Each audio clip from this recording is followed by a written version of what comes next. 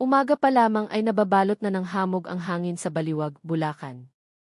Sa silangan, kasisikat pa lamang ng araw sa likod ng mga burol. Ang tilaok ng mga manok sa malayo ay sumasbay sa ugong ng mga motorsiklong patungo sa sentro ng bayan. Sa puso ng maliit na bayang iyon ay matatagpuan ang pampublikong palengke, ang tradisyonal na pamilihang nagsisilbing sentro ng buhay ng mga mamamayan araw-araw. Ang sigawan ng mga nagtitinda ng gulay, manok, at isda ay nagsasama-sama upang lumikha ng isang natatanging ritmo na sa mga palengke lamang maririnig. Ang halimuyak ng mga pampalasa, basang lupa, at mabangong dahon ng saging ay pumupuno sa hangin ng umaga. Sa kanlurang sulok ng palengke, malapit mismo sa kanal na dumadaloy patungo sa Ilog Angat, ay may isang simpleng pwesto na pag-aari ng isang matandang lalaki na nagngangalang Mang Lando. Mahigit 55 taong gulang na siya. Nagsisimula ng mamuti ang kanyang buhok sa may sentido, maitim ang kanyang balat dahil sa sikat ng araw, ngunit ang kanyang ngiti ay laging magiliw na sumasalubong sa sinumang dumarating. Hindi malaki ang kanyang pwesto, isang mahabang mesang gawa sa kahoy lamang na may ilang malalaking timba na naglalaman ng mga buhay na hito na marahang lumalangoy sa tubig. Sa ibabaw ng mesa ay may nakasabit na piraso ng kahoy na may nakasulat na sariwang hito mula sa pinagbarilan na may mga letrang pintura na nagsisimula ng kumupas. Tuwing umaga, si Mang Lando ang pinakamaagang dumarating. Ang kanyang lumang motorsiklo ay marahang umuugong habang dumadaan sa makipot na eskinita sa pagitan ng mga hanay ng tindahan. Dala-dala niya sa likod ng upuan ang isang malaking timba na puno ng tubig at hito mula sa maliit na palaisdaan sa likod ng kanyang bahay. Kabisado na ng mga tagapalengke ang kanyang routine. Alam nila na si Mang Lando ay hindi lamang isang ordinaryong tindero. Madalas siyang magbigay ng bonus na ilang maliliit na hito para sa mga suki o pinapalitan ang mga isdang may depekto ng mas maganda ng walang maraming salita. Ang kanyang katapatan at kabaitan ang dahilan kung bakit iginagalang siya ng lahat. Ngunit sa likod ng kanyang payapang ngiti, may itinatagong mabigat na pasanin si Mang Lando na walang sinumang nakakaalam. Sa kanyang bahay sa barangay Pinagbarilan, nakatira siyang kasama ang kanyang binatang anak na si Junior. 2 taon nang nakikipaglaban ang bata sa sakit sa bato. Ang malaking gasto sa pagpapagamot ay madalas na nagpapagulo sa isip ni Mang Lando. Minsan, matagal siyang nakaupo sa beranda ng kanilang bahay, habang nakatingin sa palaisdaan, nag-iisip kung paano pa siya makakabili ng gamot para sa kanyang anak kinabukasan. Hindi siya kailanman nagrereklamo, bumubuntong hininga na lamang siya tuwing maririnig ang ubo ni Junior mula sa loob ng bahay. Matagal nang pumanaw ang kanyang asawa. Mula noon, ang kanyang buhay ay para na lamang sa kanyang kaisa-isang anak. Maraming kapitbahay ang naaawa sa kanya. Alam nilang nagsusumikap si Mang Lando, ngunit hindi sapat ang kanyang kita sa pagbebenta ng hito.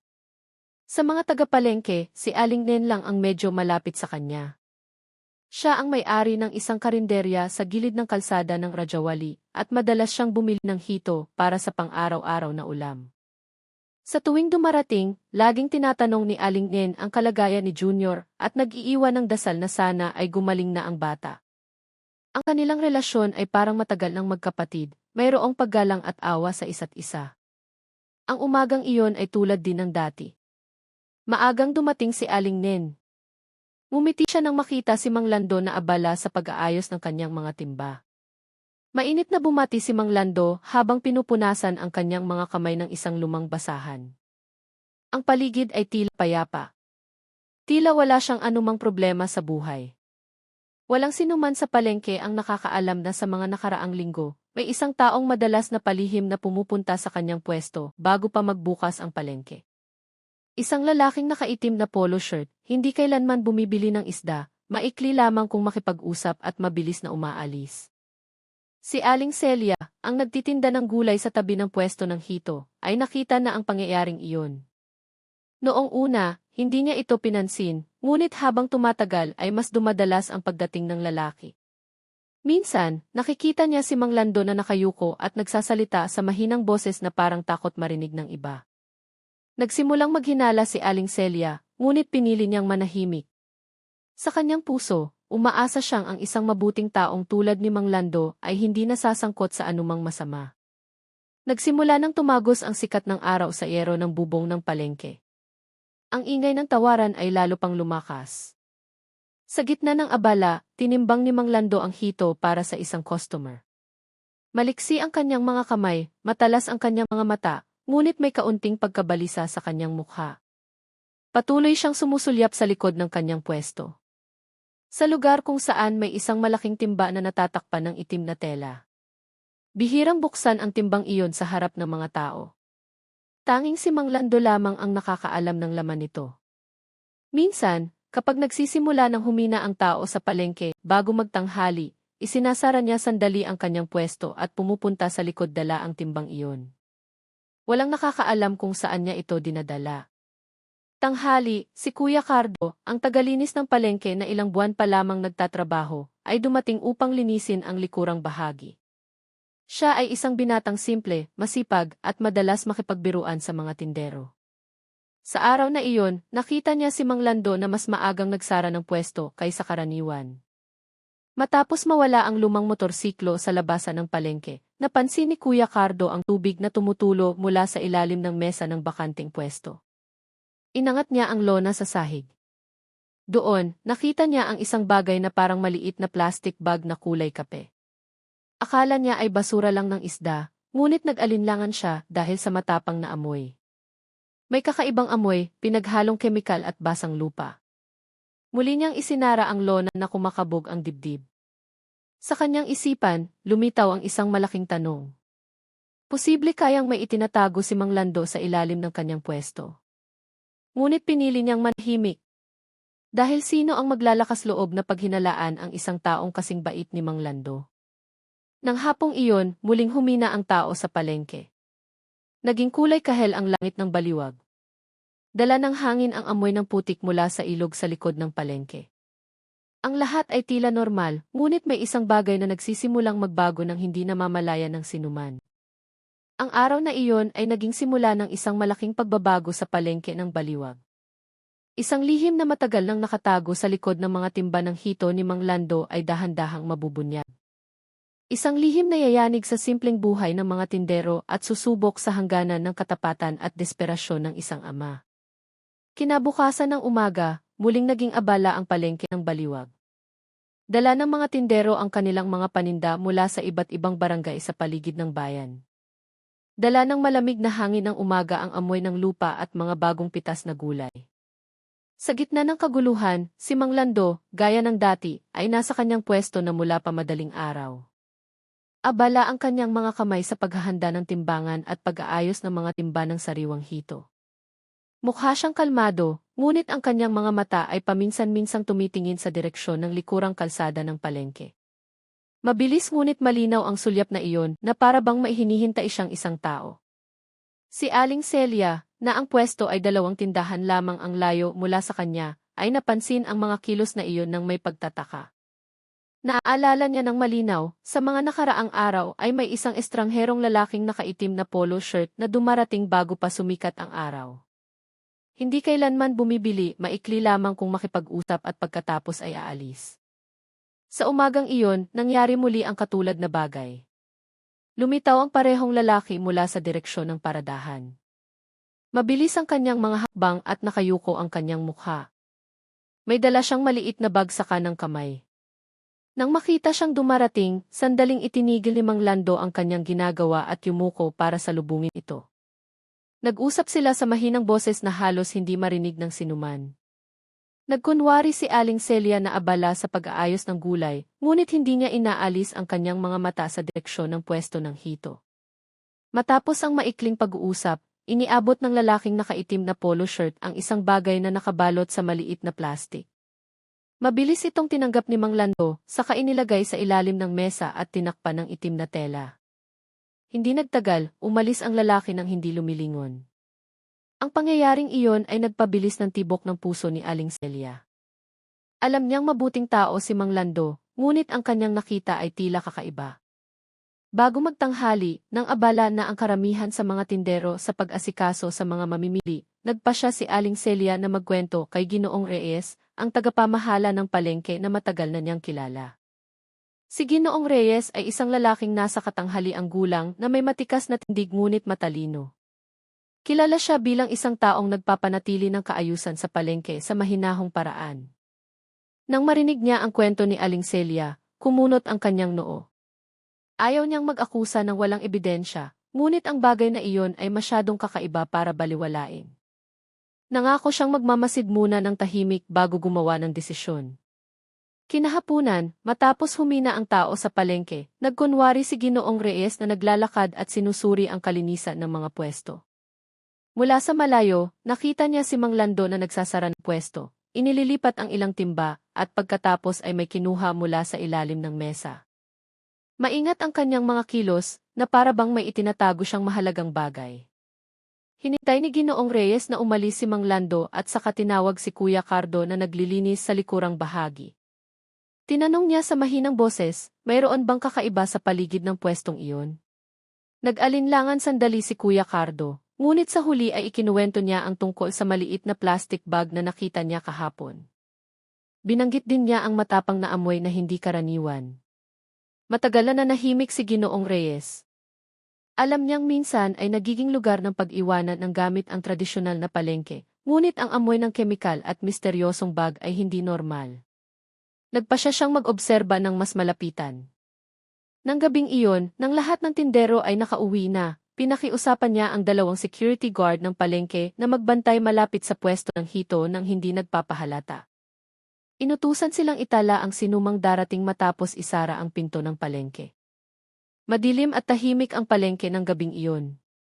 Tanging ang tunog ng mga insekto at ang ihip ng hangin na humahampas sa yero ng bubong ang maririnig. Ang 2 gwardiya ay tahimik na nakaupo sa likod ng isang pwesto. Bandang 10:00 ng gabi, narinig nila ang tunog ng motorsiklong huminto sa labas ng bakod sa likuran. Isang sinag ng flashlight ang tumago sa siwang ng dingding na kahoy. Isang tao ang dahan-dahang lumakad patungo sa pwesto ng hito. Mula sa layo na iyon, nakilala nila ang anino ni Mang Lando.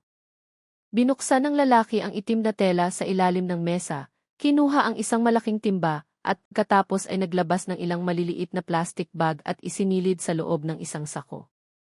Pagkatapos nito, isinara niya itong muli at umalis ng kasing bilis ng kanyang pagdating. Kinabukasan ng umaga, tinanggap ni Ginoong Reyes ang ulat mula sa mga gwardiya. Naging seryoso ang kanyang mukha. Ayaw niyang direktang mag-akusa, ngunit malinaw na mayroong isang bagay na hindi pangkaraniwan. Nagpasya siyang tawagin sina Kuya Cardo at Aling Celia para mag-usap ng palihim. Nagkasundo silang 3 na hindi dapat magpadalos-dalos. Hihintayin nila ang tamang pagkakataon upang matiyak kung ano talaga ang laman ng misteryosong bag. Sa mga sumunod na araw, patuloy na nagtinda si Mang Lando gaya ng dati. Hindi nagbago ang kanyang magiliw na ngiti. Binabati pa rin niya ang mga customer sa mainit na boses at nag-aalok ng sariwang hito mula sa kanyang palaisdaan. Ngunit sa likod ng kabaitan na iyon, may pagkabalisa na dahan-dahang lumitaw sa kanyang mga mata. Sa tuwing may dumadaan sa likod ng kanyang pwesto, mukha siyang kinakabahan.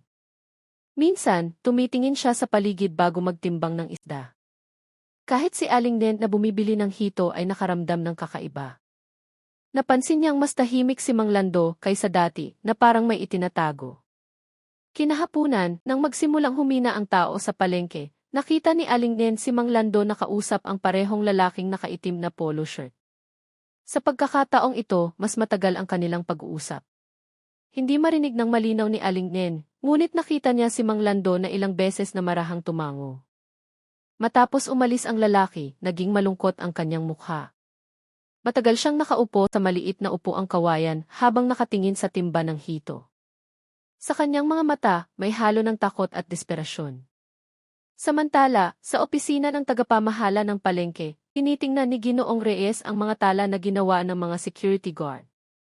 Ang lahat ng maliliit na ebidensya ay nagsimulang tumuro sa isang konklusyon.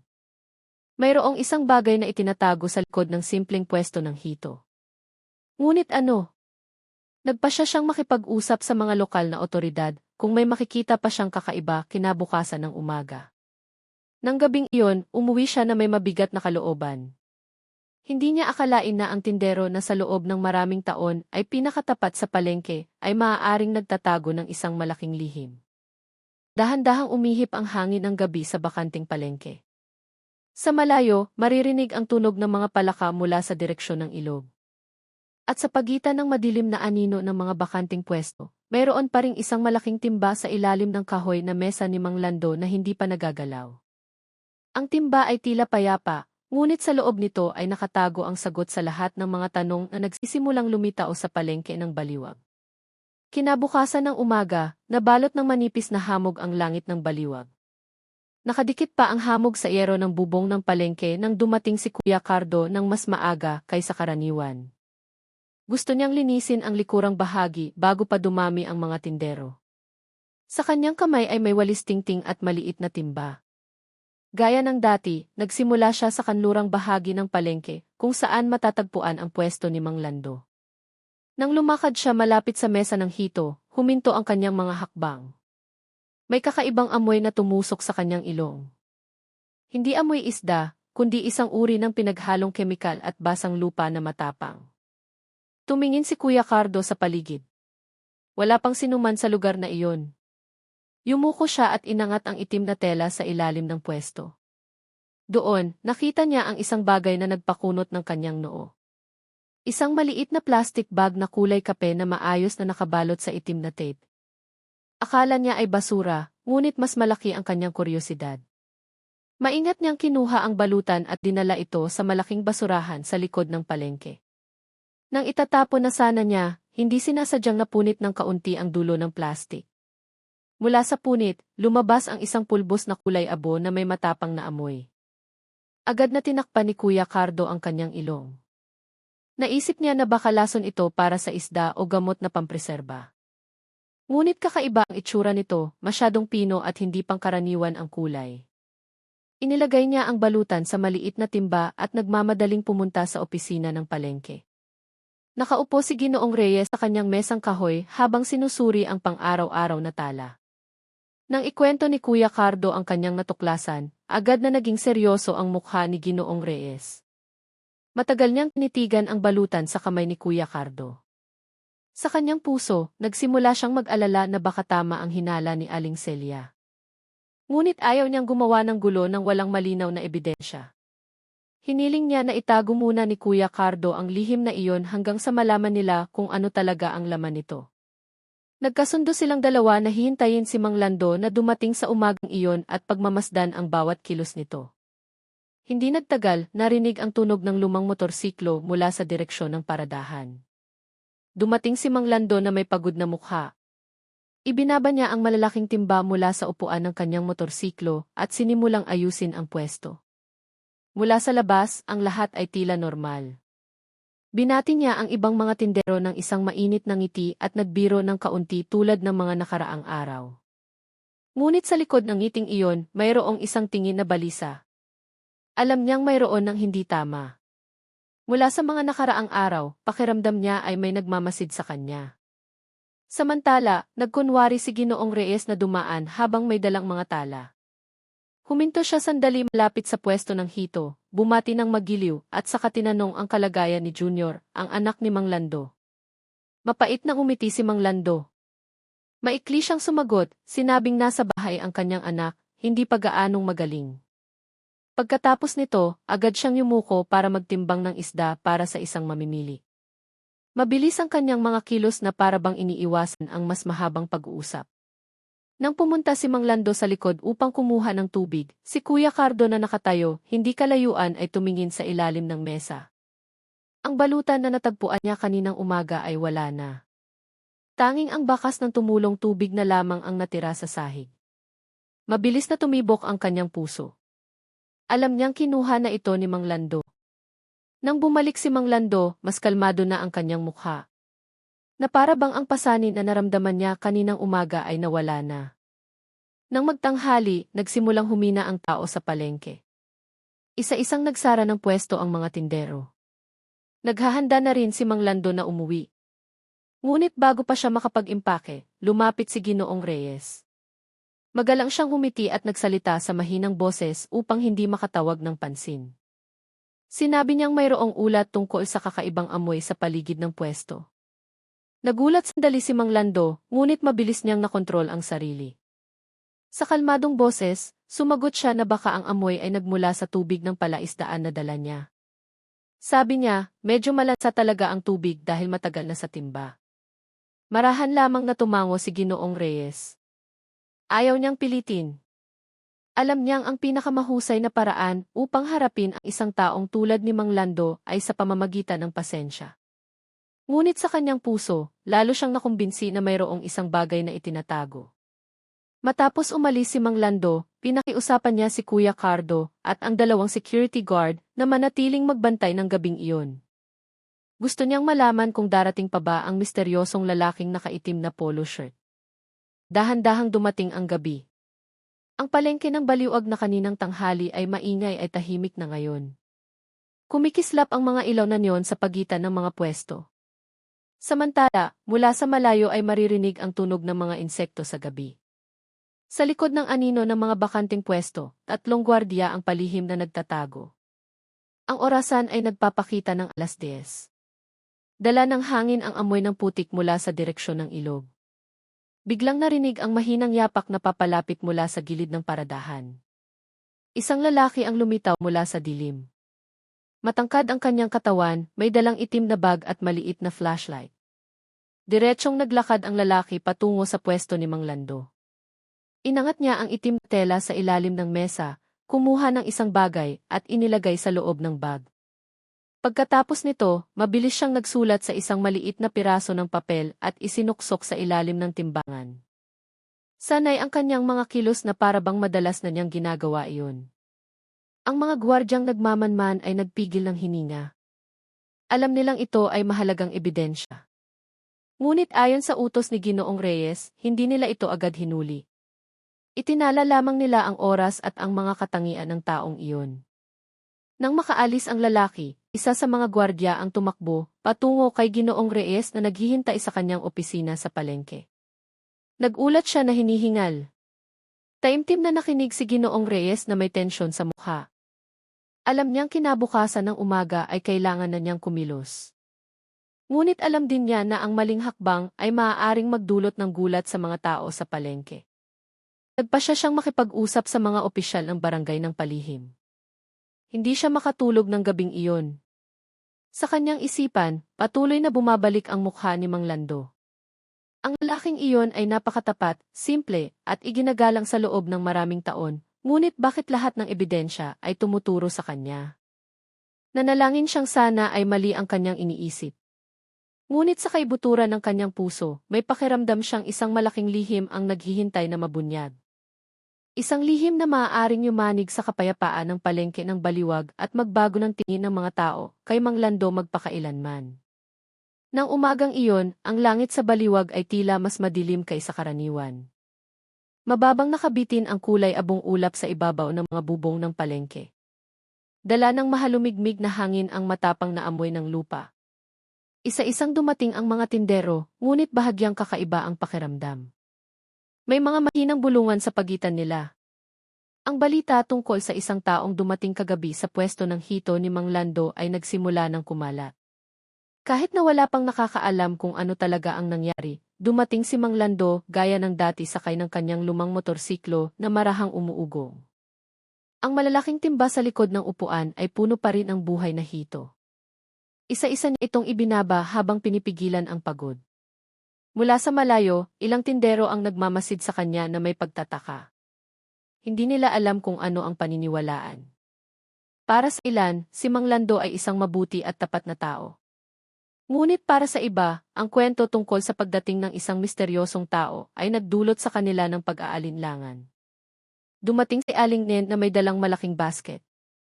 Ngumiti siya gaya ng dati, sinusubukang ibalik ang init ng umagang iyon. Binati niya si Mang Lando at tinanong ang kalagayan ni Junior. Ngunit sa pagkakataong ito, ang ngiti ni Mang Lando ay tila pilit. Mahina siyang sumagot na kailangan pa ni Junior na magpa-check up sa ospital sa susunod na linggo. May bigat sa kanyang boses. Tinitigan ni Aling Nen ang mukha ng kanyang matagal ng kaibigan na may awa. Ramdam niya ang malaking pasanin sa likod ng pagod na mga mata. Habang tinutulungan siya ni Mang Lando sa pagtimbang ng isda, napansin ni Aling Nen ang isang bagay na kakaiba. Sa ilalim ng mesa, ang itim na tela na nakatakip sa malaking timba ay tila bahagyang nausog. Mula sa maliit na siwang, may nakita siyang isang bagay na parang plastic bag. Ang kulay nito ay katulad ng madalas dalhin ng lalaking nakaitim na polo shirt. Kumabog ang kanyang dibdib. Ayaw niyang mag-isip ng masama, ngunit mahirap siyang mapakali dahil sa kanyang kuryosidad.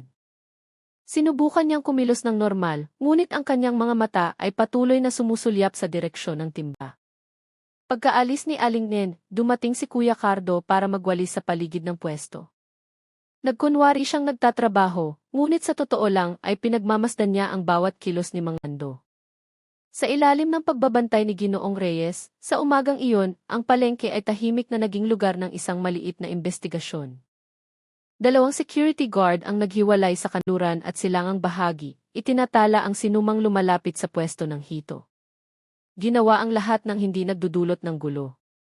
Bago magtanghali, nang magsimulang mabawasan ang mga mamimili, isang hindi inaasahang pangyayari ang naganap.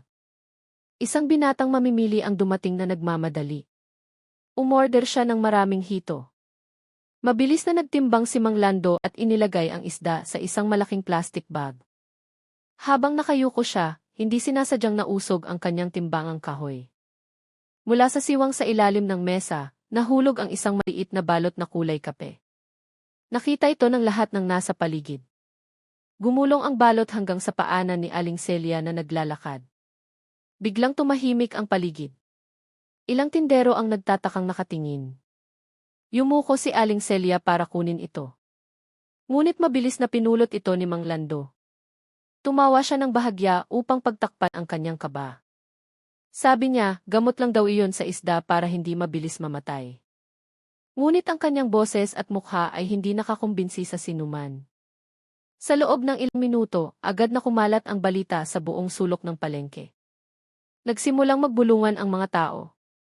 May nagsasabing lason iyon, may nagsasabing mamahaling bagay. Walang nakakaalam kung ano talaga, ngunit ang hinala ay tumubo na sa puso ng lahat. Si Ginoong Reyes na nakarinig ng gulo ay agad na dumating. Sinubukan niyang pakalmahin ang sitwasyon sa isang matigas ngunit mahinahong boses. Hiniling niya sa lahat na bumalik sa trabaho. Tahimik niyang tinitigan si Mang Lando at sinabing kinabukasan ng umaga ay magkakaroon ng inspeksyon ang pamunuan ng palengke upang matiyak na walang mapanganib na bagay. Marahan lamang na tumango si Mang Lando, maputla ang kanyang mukha. Alam niyang tapos na ang kanyang panahon ng kapayapaan. Nang hapong iyon, nang magsimulang magsara ang mga pwesto, naging kulay kahel ang langit ng baliwag. Dahan-dahang bumuhos ang ambon, binabasa ang mga kalsada sa harap ng palengke. Nakaupo si Mang Lando sa kanyang maliit na upuan habang nakatingin sa bakanting timba. Tumutulo ang tubig mula sa yero ng bubong, tumatama sa kanyang magaspang na likod ng kamay. Sa kanyang isipan, naaalala niya ang mukha ni Junior na nakahiga sa bahay, naghihintay ng gamot at bayarin sa ospital. Lahat ng ginawa niya sa loob ng panahong ito ay para lamang sa kanyang anak. Ngunit ngayon, nagsisimula na siyang mapagtanto na baka mali ang landas na kanyang pinili. Mahigpit niyang hinawakan ang itim na tela sa kanyang kandungan na para bang hawak niya ang huling lihim na natitira. Gabi na sa maliit na bahay sa barangay Pinagbarilan, dala ng hangin ang tunog ng mga palaka mula sa palaisdaan sa likod. Umubo si Junior sa kanyang silid, mahina ang kanyang boses. Umupo si Mang Lando sa gilid ng kama, dahan-dahang hinaplos ang ulo ng kanyang anak. Sinubukan niyang humiti, ngunit basa ang kanyang mga mata. Sa kanyang puso, nangako siya sa sarili na ito na ang huling gabi na magtatago siya ng isang bagay. Ngunit huli na ang pangakong iyon. Dahil sa parehong oras sa opisina ng tagapamahala ng palengke, nagsusulat si Ginoong Reyes ng isang opisyal na ulat sa barangay at sa pulisya tungkol sa mga kahinahinalang natuklasan sa pwesto ng hito sa kanluran. Lalong lumakas ang ulan. Umalingaw ang kulog sa langit ng baliwag. Sa labas, basa at madulas ang daan patungo sa palengke. Kumikislap ang mga ilaw sa kalye sa pagitan ng mga patak ng ulan. At sa likod ng bintana ng maliit na bahay sa Pinagbarilan, tinitigan ni Mang Lando ang madilim na gabi na may blangkong tingin. Alam niyang hindi pa dumarating ang tunay na bagyo at ang lihim na matagal na niyang pinanghahawakan ng buong puso ay malapit ng mabunyag sa harap ng lahat.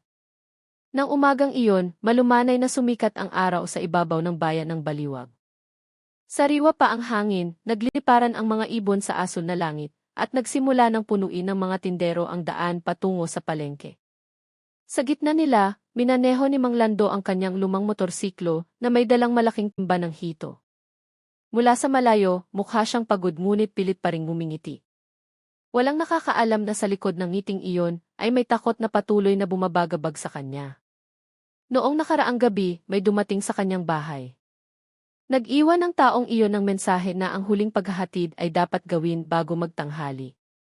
Pagkatapos nito, isasara na ang ruta sa ilog at lahat ng usapan ay ituturing na tapos na. Ang mga salitang iyon ay patuloy na umalinggaw sa ulo ni Mang Lando buong umaga. Alam niyang hindi na niya maaaring ipagpaliban pa, ngunit nagre-rebelde ang kanyang puso sa tuwing naaalala niya ang mukha ng kanyang anak na may sakit sa bahay. Samantala, sa kabilang panig ng bayan, inihahanda ni Aling Nen ang kanyang karinderya. Nalinis na ang mga mesa, nakasindi na ang kalan, at nagsisimula ng umalingasaw ang amoy ng mga pampalasa mula sa kusina.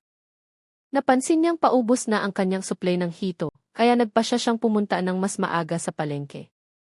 Gaya ng dati, dumiretso siya sa pwesto ni Mang Lando sa kanlurang sulok ng palengke. Nang makita siyang dumarating, mahinang bumati si Mang Lando. Nagtanong siya ng kamusta at nag-alok ng mga bagong kuha na hito mula sa palaisdaan. Umorder si Aling Nen ng ilang piraso. Ngunit bago umalis, sinabi niya na kahapon ay maraming tao ang nag-uusap tungkol sa pwesto ni Mang Lando. Pinayuhan niya si Mang Lando na mag-ingat. Yumuko lamang si Mang Lando at sumagot na wala siyang ginagawang masama. Pagkatapos nito, mabilis niyang tinimbang ang isda at maayos na binalot. Dinala ni Aling Nen ang kanyang mga pinamili at sinimulang ihanda ang mga sangkap sa karinderya. Maliksi ang kanyang mga kamay sa paglilinis ng isda isa-isa. Ngunit nang hinihiwa niya ang tiyan ng isang malaking hito, huminto ang kanyang kutsilyo dahil sa isang matigas na bagay. Tiningnan niya ito na nakakunot ang noo.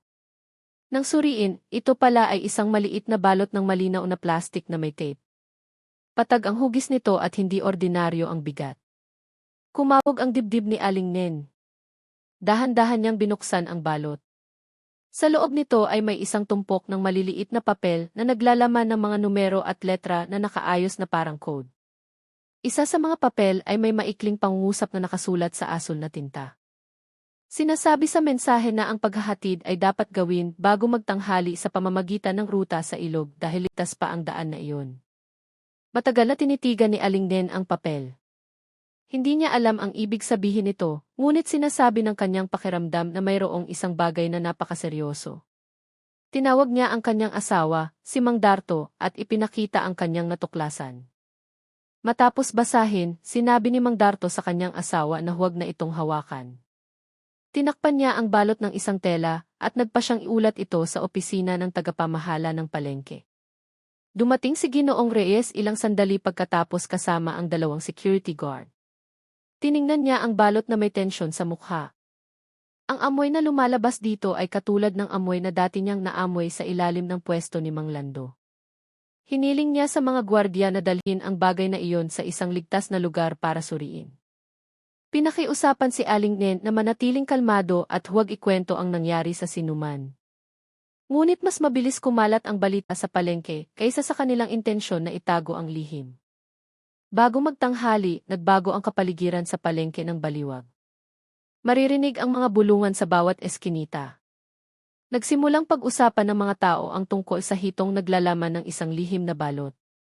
May naghinala na lason iyon, may nagsabi naman na ipinagbabawal na bagay. Ilang customer ang nag-atubiling bumili ng isda sa araw na iyon. Sa gitna ng kaguluhan na puno ng pag-aalala, nakatayo pa rin si Mang Lando sa kanyang pwesto. Sinubukan niyang magtinda gaya ng dati, ngunit ang bawat tingin na nakatuon sa kanya ay tila mabigat. Bandang 11:00, dumating ang 2 security guard at humingi ng pahintulot na suriin ang kanyang pwesto. Mapait na umiti si Mang Lando at tumango. Binuksan nila ang malalaking timba isa-isa. Sa simula, walang kahina-hinala hanggang sa hawakan ng isang gwardiya ang pinakamalaking timba na nasa likurang sulok. Ang ilalim nito ay mabigat at malamig. Matapos bawasan ng kaunti ang tubig, nakita ang isang malaking plastic bag na nakadikit sa gilid ng timba gamit ang isang maliit na tali. Nagpanik si Mang Lando. Sinubukan niyang kunin ang timba sa dahilan na marumi ang tubig, ngunit nanginginig ang kanyang mga kamay kaya't nahulog ang timba at tumapon ang tubig sa sahig. Agad na kumalat ang matapang na amoy. Lahat ng nasa paligid ay nagulat. Matagal siyang tinitigan ni Ginoong Reyes nang walang sinasabi. Sa tingin na iyon, mayroong pagkadismaya na mahirap itago. Yumuko si Mang Lando. Alam niyang ang lihim na matagal na niyang itinatago ay hindi na maaaring itago pa. Mahina lamang siyang nagsabi na ginawa niya ang lahat ng ito para kay Junior. Ang mga salitang iyon ay halos hindi marinig, nalunod sa ingay ng paligid.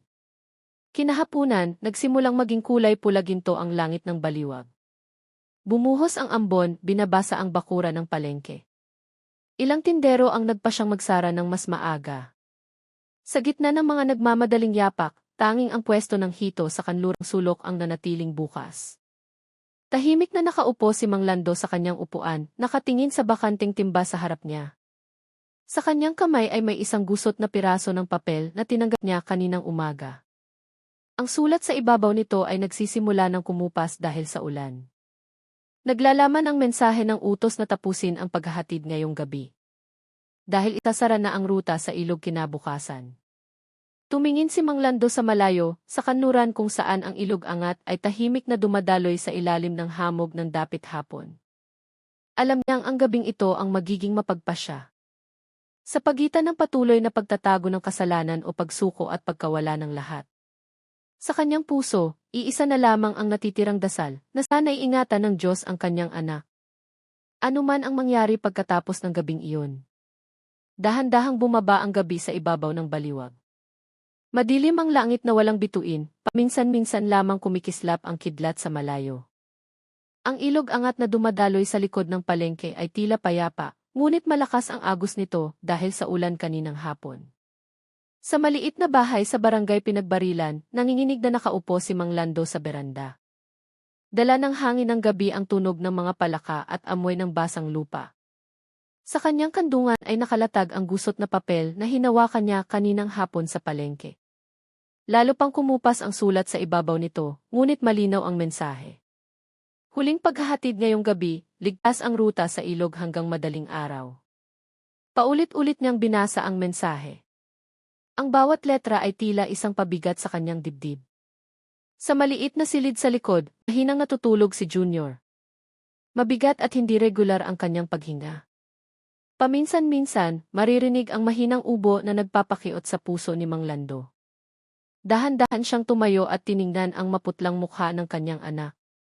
Sa maliit na mesa sa tabi ng kama, may isang bote ng gamot na halos walang laman.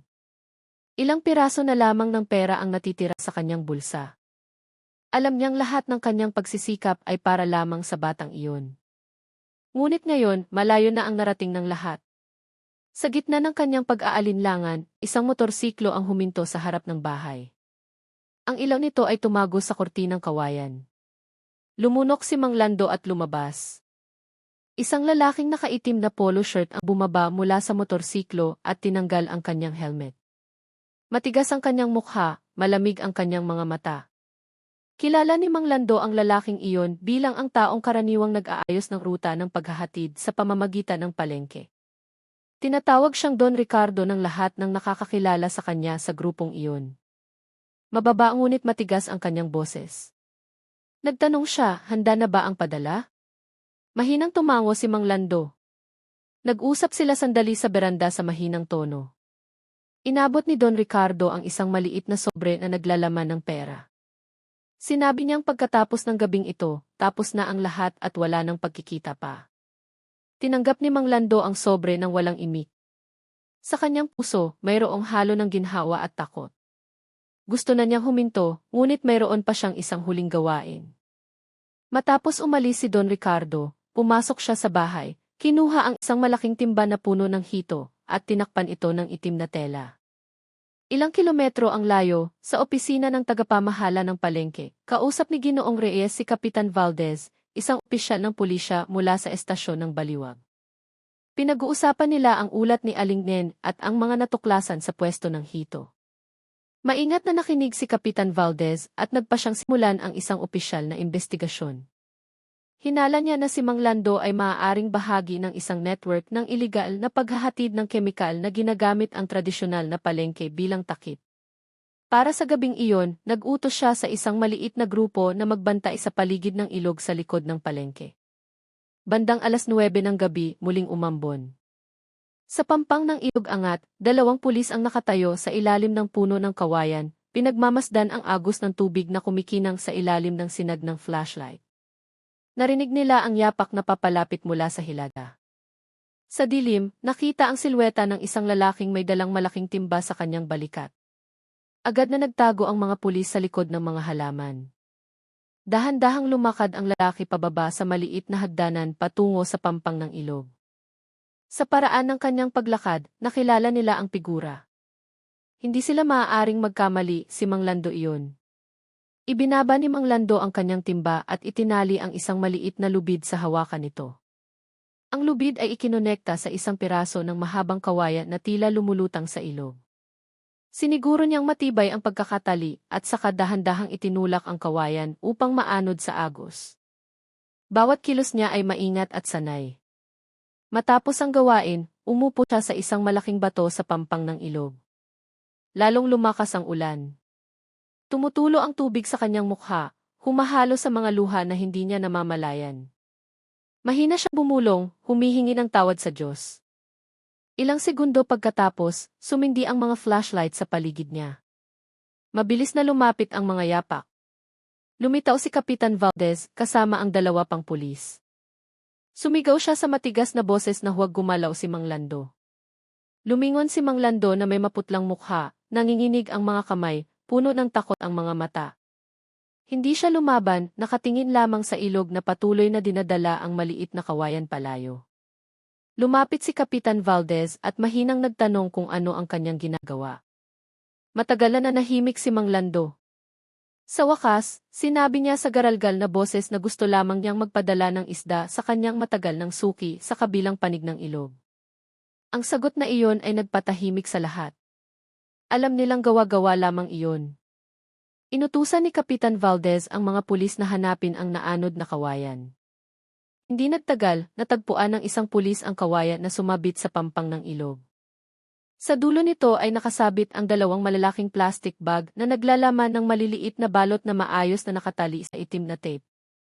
Nang buksan ang mga bag, umalingasaw ang matapang na amoy na parang kemikal. Seryosong tinitigan ni Kapitan Valdez si Mang Lando. Hindi siya nag-akusa, ngunit naging malumanay ang kanyang tono. Nagtanong siya kung bakit ang isang mabuting tindero, tulad ni Mang Lando ay masasangkot sa ganitong bagay. Nang marinig ang tanong na iyon, yumuko si Mang Lando at mahinang sumagot na gusto lamang niyang pagalingin ang kanyang anak. Hindi niya kailanman inisip na makasakit ng sinuman. Ang kanyang mga salita ay naputol ng pigil na pag-iyak. Matagalan na nahimik si Kapitan Valdez. Bumuntong hininga siya ng malalim at inutusan ang mga pulis na dalhin ang ebidensya sa estasyon. Hindi niya ikinulong si Mang Lando ng gabing iyon, ngunit hiniling na pumunta siya sa estasyon kinabukasan ng umaga para magbigay ng pahayag. Bago umalis, tinitigan niya ang mukha ng matandang lalaki na may awa. Sa kanyang mga mata, si Mang Lando ay hindi isang kriminal, kundi isang amang nabitag ng desperasyon. Tumila ang ulan bago maghating gabi. Muling naging kalmado ang ilog, nag-iwan lamang ng maliliit na alon sa ibabaw nito. Umuwi si Mang Lando na mabigat ang mga hakbang. Sa bahay, tulog pa rin si Junior na may maputlang mukha. Lumapit siya, hinaplos ang ulo ng kanyang anak, at umupo sa tabi ng kama habang nakapikit. Sa kanyang puso, nangako siyang kinabukasan ay sasabihin niya ang lahat sa pulisya. Ayaw na niyang dagdagan pa ang kanyang kasalanan. At ang mas mahalaga, gusto niyang malaman ni Junior na ang kanyang ama ay hindi ganap na sumuko sa kadiliman. Sa labas ng bintana, dahan-dahang lumitaw ang liwanag ng buwan sa pagitan ng mga ulap. Ang gabi sa pinagbarilan ay tila mas tahimik kaysa dati. Sa ilalim ng malambot na sinag na iyon, tinitigan ni Mang Lando ang kanyang anak na may malungkot na tingin at mahinang bumulong na anuman ang mangyari bukas, lahat ay magtatapos sa katapatan. Nang umagang iyon, mahalumigmig ang hangin sa baliwag matapos ang ulan kagabi. Ang langit ay kulay abo at ang hamog ay nakadikit pa sa yero ng bubong ng palengke. Dumating si Kapitan Valdez ng mas maaga sa estasyon ng pulis. Sa kanyang mesa, nakalatag na ang ilang tala at larawan mula sa pinangyarihan sa ilog kagabi. Ang amoy ng kemikal mula sa mga nasamsam na plastic bag ay bahagya pa ring naamoy kahit na maayos na itong nakabalot. Tahimik siyang nakaupo, tinitingnan ang mga ebidensya na may mabigat na isipan. Ang kasong ito ay tila simple sa labas, ngunit sinasabi ng kanyang kutob na may malaking network sa likod nito.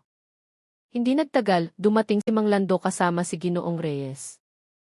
Maputla ang kanyang mukha, malungkot ang kanyang mga mata, ngunit matatag ang kanyang mga hakbang. Alam niyang sa araw na ito ay kailangan na niyang sabihin ang lahat. Magalang na sinalubong ni Kapitan Valdez, pinaupo at saka humingi ng paliwanag tungkol sa laman ng mga bag na natagpuan kagabi. Sandaling na nahimik si Mang Lando, nanginginig ang kanyang mga kamay sa ibabaw ng mesa. Sa mahinang boses, sinabi niyang ang mga bag ay naglalaman ng isang pinaghalong sangkap upang pabilisin ang paglaki ng isda. Ayon sa kanya, ang likidong iyon ay maaaring magpadoble ng bilis ng paglaki ng hito. Ngunit, ang sangkap na iyon ay hindi ibinebenta sa mga ordinaryong tindahan. Nakuha niya ito mula sa isang taong nagngangalang Don Ricardo, isang dating negosyante ng pagkain ng isda na dating nagtrabaho sa isang kooperatiba ng mangingisda sa lugar ng Bustos. Mabilis na isinulat ni Kapitan Valdez ang bawat salitang sinabi. Hiniling niya kay Mang Lando na ipaliwanag kung paano siya unang nasangkot. Sa mabigat na paghinga, nagsimulang magkwento si Mang Lando. Ilang taon na ang nakalipas matapos pumanaw ang kanyang asawa, bumagsak ang kanyang kita. Ang kanyang kaisa-isang anak na si Junior ay madalas magkasakit. Isang araw sa isang palengke ng isda sa Bustos, nakilala niya si Don Ricardo na nag-alok ng tulong. Sabi nito, mayroong isang karagdagang sangkap para sa pagkain ng isda na ligtas at maaaring magpataas ng ani. Kailangan lamang niyang tumulong sa paghahatid nito sa ilang maliliit na palengke sa paligid ng baliwag. Sa simula, maayos ang lahat. Bawat paghahatid ay may magandang bayad. Ngunit habang tumatagal, naging kakaiba ang dami at paraan ng paghahatid. Ang mga gamit ay kailangang itago sa loob ng buhay na isda o sa ilalim ng timba ng tubig upang hindi makita. Nang magsimulang maghinala si Mang Lando, huli na ang lahat.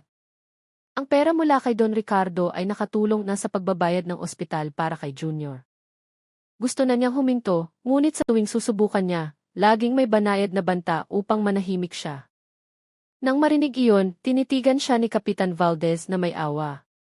Alam niya kung gaano kabigat para sa isang tao na pumili sa pagitan ng pangangailangan at katapatan, ngunit kailangan pa ring ipatupad ang batas. Nangako siyang sisiyasatin ang katotohanan tungkol kay Don Ricardo. Habang iniinteroga si Mang Lando sa ibang silid, tinawag ni Kapitan Valdez ang mga technical officer upang suriin ang laman ng likido mula sa mga plastic bag. Ipinakita ng paunang resulta na ang sangkap ay naglalaman ng mataas na kemikal na maaaring makasama sa tubig kung gagamitin ng labis. Ibig sabihin, ang mga gamit na iyon ay kabilang sa mga mapanganib na sangkap na hindi dapat malayang ibenta. Sa labas ng estasyon, muling umambon. Mula sa bintana, nakita ni Kapitan Valdez ang palengke ng baliwag na nagsisimulang dumami ang tao. Ang mga tao ay tila abala sa kanilang mga gawain. Hindi nila alam na sa likod ng simpleng abalang iyon ay may isang lihim na network na nagsasamantala sa kabaitan ng maliliit na tindero tulad ni Mang Lando. Tumingin siya sa kulay abong langit at mahinang sinabi na hindi pa tapos ang kasong ito. Bago magtanghali, bumalik ang 2 pulis mula sa field na may dalang bagong balita. Natagpuan nila ang isang address na nakasulat sa isa sa mga maliliit na tala sa loob ng balot. Ang address ay tumuturo sa isang lumang bahay sa lugar ng Bustos. Mga 20 minuto mula sa sentro ng bayan, nagpasya si Kapitan Valdez na pumunta doon kasama ang isang maliit na grupo at si Ginoong Reyes. Gusto niyang tiyakin kung totoong may kaugnayan ang lugar na iyon kay Don Ricardo. Ang paglalakbay patungo sa Bustos ay dumaan sa makipot na kalsada sa pagitan ng mga palayan. Sa malayo, nakita ang isang lumang gusali na may kalawangin na yero. Sa harap ng gusali, nakatayo ang isang kahoy na tabla na may malabong sulat na ikooperatiba ng mga mangingisda ng Bulacan. Mukhang abandonado ang lugar, ngunit sa likod bahay ay mayroon pa ring ilang palaisdaan na malabo ang tubig at may kakaibang amoy. Sinimulang suriin ng mga pulis ang lugar. Nang pumasok sila sa pangunahing gusali, natagpuan nila ang isang malawak na silid na may ilang mesang kahoy at maalikabok na bakal na kabinet. Sa loob ng isa sa mga drawer, mayroong ilang lumang dokumento na may petsang 2014 na. Sa pagitan ng mga papel, natagpuan ni Kapitan Valdez ang pangalan ni Don Ricardo bilang tagapangulo ng kooperatiba. Mayroon ding listahan ng mga miyembro na karamihan ay hindi na aktibo. Sa sulok ng silid, natagpuan ng isang pulis ang isang maliit na bowl na mahigpit na nakasara. Matapos buksan, sa loob nito ay mayroong ilang bote na naglalaman ng malaasul na likido na katulad ng natagpuan sa ilog. Malungkot na tinitigan ni Ginoong Reyes ang tanawin. Hindi niya akalain na ang mga mapanganib na sangkap na iyon ay itinatago sa isang lugar na dati ay itinuturing na tulong sa maliliit na mangingisda. Sa dingding ng silid, may isang lumang larawan na nagpapakita ng tatlong lalaking nakatayo sa harap ng isang malaking palaisdaan. Isa sa kanila ay malinaw na si Don Ricardo, habang ang dalawa pa ay hindi pa kilala. Ang sulat sa ilalim ng larawan ay nagsasabi ng taong 2013, Kooperatiba ng mga mangingisda ng Bulacan. Programa para sa mabilis na pag-ani. Inutusan ni Kapitan Valdez ang mga pulis na dalhin ang lahat ng ebidensya at ang larawang iyon sa estasyon. Nagsimula siyang mapagtanto na si Don Ricardo ay hindi nag-iisang salarin. May posibilidad na ang network na ito ay kinasasangkutan ng ilang iba pang tao mula sa lumang kooperatiba na nabuwag na. Nang hapon na nang umalis sila sa Bustos sakay ng kotse, mahinang sinabi ni Ginoong Reyes na ang isang taong tulad ni Mang Lando ay hindi maglalakas loob mag-isa. Sumang-ayon si Kapitan Valdez. Tinitigan niya ang daan na basa ng ulan at nangako sa kanyang sarili na hahanapin si Don Ricardo hanggang sa matagpuan. Alam niyang sa likod ng payapang mukha ng palengke ay may madilim na agos na matagal nang dumadaloy nang hindi namamalayan ng sinuman. Lumubog ang araw sa kanluran, nag-iiwan ng gininto ang kulay sa ibabaw ng basang palayan. Sa katahimikan ng dapit hapon na iyon, matatag ang boses ni Kapitan Valdez. Sinabi niya sa kanyang mga tauhan na ngayong gabi ay sisimulan na nila ang paghahanap sa pangalang Don Ricardo. Nagsisimula pa lamang ang paghahanap at ang katotohanan ay dahan-dahang lumilitaw mula sa likod ng putik ng payapang ilog anga. Nagpalit ang hapon sa gabi sa bayan ng Baliwag. Nagsimulang sumindi ang mga ilaw sa kalye, nagbibigay liwanag sa makipot na daan na basa pa rin mula sa ulan. Sa estasyon ng pulis, nakaupo si Kapitan Valdez sa harap ng isang malaking mapa na nakalatag sa dingding.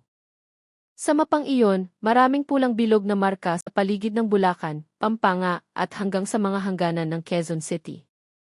Ang bawat marka ay kumakatawan sa isang tradisyonal na palengke na may parehong pattern, mga nagtitinda ng isda na masyadong maagang dumarating, maliit ngunit regular na paghahatid ng hito, at ang pagkakaroon ng isang taong laging palihim na dumarating bago mag-umaga.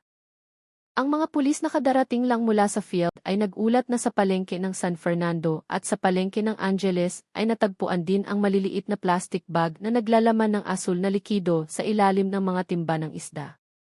Lahat ng balot ay pareho ang hugis sa mga natagpuan sa ilog. Matagal na tinitigan ni Kapitan Valdez ang ulat. Lalong naging malinaw na si Don Ricardo ay hindi lamang isang tindero ang kinokontrol, kundi bumuo ng isang network ng distribusyon ng mapanganib na kemikal sa pamamagitan ng mga palengke. Kinabukasan ng umaga, pinamunuan niya ang isang maliit na pulong kasama ang kanyang team. Nagpasya silang subaybayan ang daloy ng paghahatid ng sangkap mula sa Bustos hanggang sa Quezon City. Batay sa mga tala mula sa lumang kooperatiba, ilan sa mga miyembrong dating kasama ni Don Ricardo ay kumalat na sa iba't ibang lugar. May nagbukas ng maliit na tindahan ng pagkain ng isda, may naging tagapamagitan sa palengke, at ang iba ay hindi na malaman kung nasaan. Upang itago ang investigasyon, inutusan ni Kapitan Valdez ang dalawa sa kanyang mga tauhan na magpanggap na mamimili ng pagkain ng isda sa palengke ng Angeles. Narinig nila mula sa isang tindero na mayroong isang espesyal na produkto na ibinebenta lamang sa mga piling customer. Ang transaksyon ay ginagawa sa likod ng palengke malapit sa isang kanal. Isa sa mga nagpapanggap na pulis ay nakakita ng isang taong may dalang maliit na sako na may nakasulat na code na EEC at isinakay ito sa isang lumang motorsiklo. Nang tanghaling iyon sa maliit na silid ng estasyon, sinuri ni Kapitan Valdez at ng kanyang team ang mga larawan mula sa pagmamanman. Kahit na nakatakip ng maskara ang mukha ng tao, sa tindig nito ay sigurado silang si Don Ricardo iyon. Mukha siyang mas matanda, ngunit ang tingin sa kanyang mga mata sa lumang larawan mula sa kooperatiba ay hindi maaaring magkamali. Sa tabi niya ay nakatayo ang isang binatang hindi pa nakikilala. Si Ginoong Reyes na naroroon sa pulong ay hindi makapaniwala. Dati, madalas tumulong si Don Ricardo sa mga mangingisda sa Bulacan. Itinuturing siyang mapagbigay dahil nagpapautang siya ng walang interes. Walang sinuman ang nag-akala na sa likod ng kabaitan na iyon ay mayroong nakatagong layunin. Tinitigan siya ni Kapitan Valdez at mahinang sinabi na ang kabaitan na may kasamang masamang intensyon ay magdudulot pa rin ng kapahamakan sa huli. Bago maghapon, dumating ang resulta mula sa laboratorio. Ang asul na likido na natagpuan ay isang pinaghalong ilang imported na kemikal para pabilisin ang paglaki ng isda. Ngunit masyadong mataas ang antas ng aktibong sangkap at maaaring makasira sa tubig at makapinsala sa tao kung kakainin ng matagalan.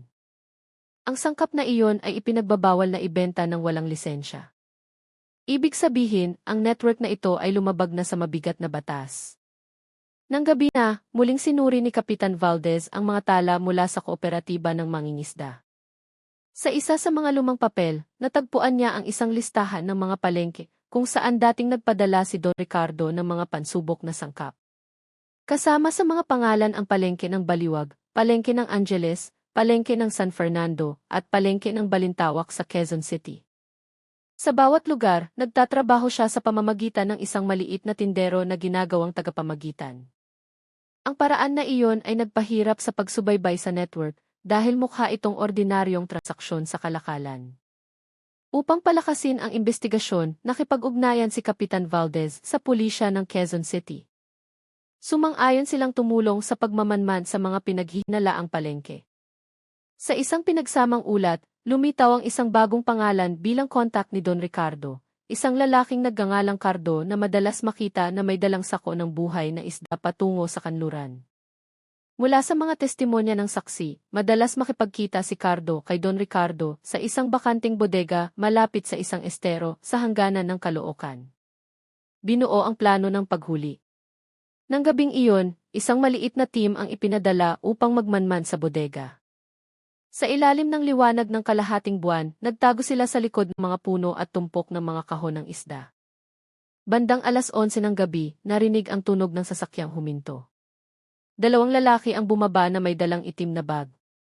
Mula sa layo na iyon, malinaw na nakita ng mga pulis na isa sa kanila ay si Don Ricardo. Nagsasalita siya sa mahinang boses habang may ipinapakita mula sa loob ng bag. Isa sa mga miyembro ng team ang kumuha ng larawan gamit ang kamera. Ngunit biglang tumahol ang isang aso mula sa likod ng bodega. Mabilis na lumingon ang dalawang lalaki at pumasok sa loob ng gusali. Nawala ng pananaw ang team.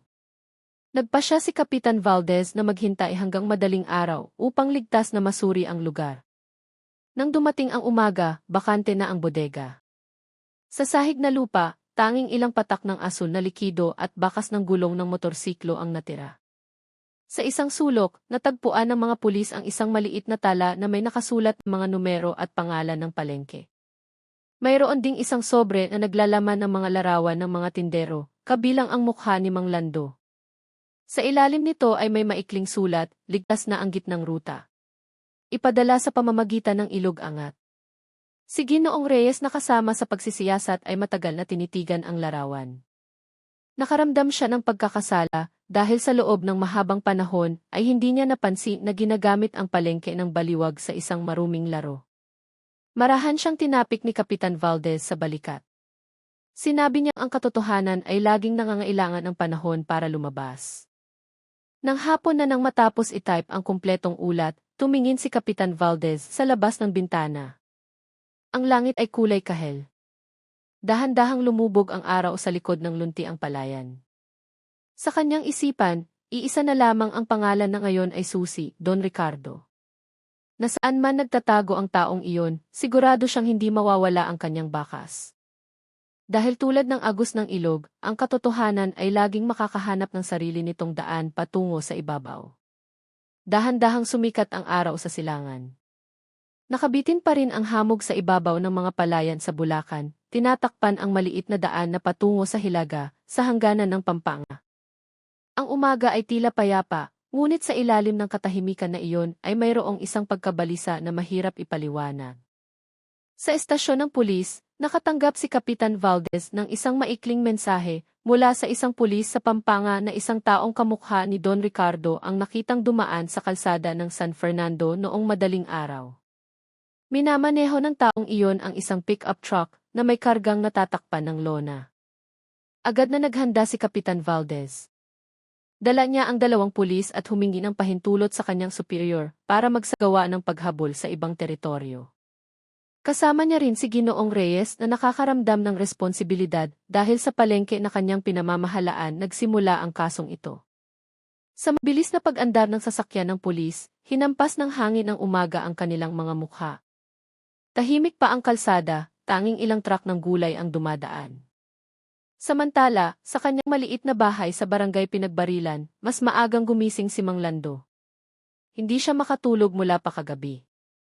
Matapos ang pagpupulong sa estasyon kahapon, halo-halo ang kanyang nararamdaman sa pagitan ng ginhawa at pag-aalala. Inamin na niya ang lahat ng kanyang ginawa, ngunit ang anino ni Don Ricardo ay patuloy pa ring bumabagabag sa kanya. Natatakot siyang gaganti ang taong iyon dahil sa pagbubunyag niya ng lihim ng network. Habang nakaupo siya sa beranda, isang motorsiklo ang huminto sa harap ng bahay. Isang pulis ang dumating na may dalang mensahe mula kay Kapitan Valdez na sumama si Mang Lando sa Pampanga. Nang walang pag-aalinlangan, naghanda siya. Sa kanyang mga mata, mayroong bagong determinasyon. Ayaw na niyang tumakbo pa. Alam niyang sa pamamagitan lamang ng pagharap sa katotohanan ay matutubos niya ang kanyang pagkakamali. Bago magtanghali, dumating sila sa hangganan ng Pampanga. Nagsimula nang dumami ang mga sasakyan mula sa direksyon ng Maynila. Sinuri ni Kapitan Valdez ang mapa at minarkahan ang isang punto malapit sa palengke ng Apalit. Ayon sa ulat, mayroong isang lumang bodega doon na dating ginamit ng kooperatiba ng mangingisda bago ito malugi. Matagal nang abandonado ang bodega, ngunit madalas makita ng mga residente ang mga taong pumapasok at lumalabas tuwing gabi. Pagdating sa lokasyon, ipinarada nila ang sasakyan sa malayo at naglakad. Nakatayo ang bodega sa gitna ng isang bakanting lupa, napapaligiran ng mga puno ng kawayan at matataas na damo. May mga bitak ang dingding nito, natutuklap na ang pintura. Ngunit sa isang gilid, may nakitang bagong bakas ng gulong sa basang lupa. Sumenya si Kapitan Valdez na mag-ingat ang lahat. Dahan-dahan silang lumapit. Mula sa siwang ng bakal na pinto, narinig ang mahinang tunog ng mga taong nag-uusap. Nang bahagyang itinulak ang pinto, nakita nila ang 2 tao sa loob. Isa sa kanila ay malinaw na si Don Ricardo na may suot na kupas na damit at may itim na bag sa kanyang kamay. Sa tabi niya ay ang binatang nakita sa mga larawan mula sa pagmamanman. Sinusuri nila ang ilang maliliit na bote sa ibabaw ng isang mesang kahoy. Agad na naamoy ang matapang na kemikal. Sumenya si Kapitan Valdez sa mga pulis na maghanda. Ngunit biglang umugong ang sahig na kahoy sa ilalim ng paa ni Ginoong Reyes. Ang tunog na iyon ay nagpalingon sa 2 tao sa loob ng bodega. Sa isang iglap, kinuha ni Don Ricardo ang kanyang bag at tumakbo patungo sa likurang pinto. Sinubukan ng binatang harangan ang mga pulis sa pamamagitan ng paghagis ng bote, ngunit ang mga basag na salamin ay nagkalat ng asul na likido sa sahig. Napuno ng matapang na amoy ang silid. Nagkaroon ng maikling habulan. Tumalon si Don Ricardo palabas ng bodega at tumakbo patungo sa tubuhan sa likod. Hinabol siya ni Kapitan Valdez at ng 2 pulis. Si Mang Lando na nasa likod ay sumunod sa pagtakbo. Kahit na hinihingal, alam niyang kung makakatakas muli ang taong iyon, mawawala ang lahat ng katotohanan. Ang basang tubuhan ay nagpabigat sa kanilang mga hakbang. Ririnig ang tunog ng mga nabaling sanga sa pagitan ng ihip ng hangin. Mula sa malayo, nakita ang figura ni Don Ricardo na tumatakbo na paika-ika habang mahigpit na hawak ang kanyang itim na bag. Sumigaw si Kapitan Valdez na huminto siya. Ngunit hindi ito pinansin ni Don Ricardo. Patuloy siyang tumakbo patungo sa isang maliit na sapa sa dulo ng tubuhan. Nang ilang metro na lamang ang layo, madulas ang lupa sa pampang ng sapa. Nadulas si Don Ricardo at bumagsak sa lupa. Nahulog ang kanyang itim na bag at gumulong sa mababaw na tubig. Agad na lumapit si Kapitan Valdez at hinawakan ang kanyang braso. Sinubukan ni Don Ricardo na makawala, ngunit ubos na ang kanyang lakas. Sa garalgal at galit na boses, sinabi niyang hindi ito lahat ideya niya. Sumusunod lamang siya sa utos ng isang taong mas makapangyarihan sa labas ng probinsya. Matalim siyang tinitigan ni Kapitan Valdez. Nagtanong siya, sino ang taong iyon, ngunit mapait lamang nang umiti si Don Ricardo.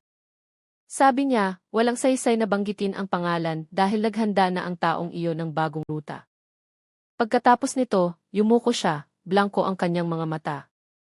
Habang kinukuha ng mga pulis ang itim na bag na nahulog sa sapa, nakatayo si Mang Lando sa pampang na mabigat ang paghinga. Matagal niyang tinitigan si Don Ricardo. Sa kanyang puso, mayroong halo ng galit at awa. Dati, tinulungan siya ng taong ito, ngunit ngayon alam niyang ang tulong na iyon ay mailason. Mahina niyang sinabi na lahat ng mali ay tiyak na babalik sa gumawa. Ang itim na bag na binuksan ay naglalaman ng ilang sobre, mga tala ng transaksyon, at isang susi ng maliit na bodega sa lugar ng Giginto, Bulacan. Sa isa sa mga sobre ay may sulat kamay ni Don Ricardo na nag-uutos na ilipat ang lahat ng natitirang gamit sa gabing iyon. Seryosong tinitigan ni Kapitan Valdez ang tala. Alam niyang hindi pa tapos ang kanilang gawain. Mayroon pa silang isang lugar na kailangang suriin bago matapos ang lahat. Nagsimula ng dumilim. Ang langit sa Pampanga ay kulay kahel ginto. Dala ng mahalumigmig na hangin ang amoy ng basang tubo. Dinala ng mga pulis si Don Ricardo sa kotse habang tinalian ang kanyang mga kamay ng plastik. Naglakad siyang nakayuko at walang imik. Tahimik siyang pinanood ni Mang Lando at saka tumingin sa kanluran kung saan dahan-dahang lumulubog ang araw. Sa kanyang puso, lumitaw ang isang maliit na pag-asa na pagkatapos ng lahat ng ito, makakapagsimula siya ng bagong buhay kasama ang kanyang anak. Ngunit bago umalis ang kotse, lumingon si Kapitan Valdez sa kanya at sinabi na hindi pa tapos ang paglalakbay. Mayroon pang bodega sa Giginto na kailangang suriin ngayong gabi. At sino ang nakakaalam, baka doon matatagpuan ang lahat ng sagot. Mabigat ang kalangitan sa Pampanga. Puno ng madidilim na ulap na mababang nakabitin. Dala ng mahalumigmig na hangin ang amoy ng basang lupa mula sa tubuhan na kanilang dinaanan.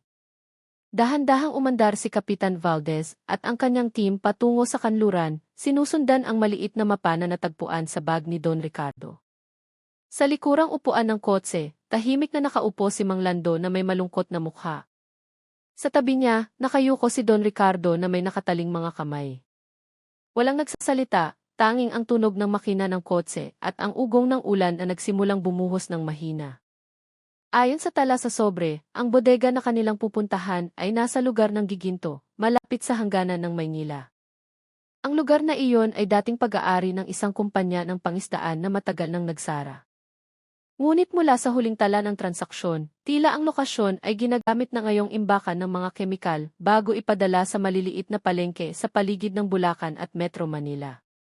Bandang 9:00 ng gabi, dumating sila sa gilid ng isang madilim at maliit na kalsada.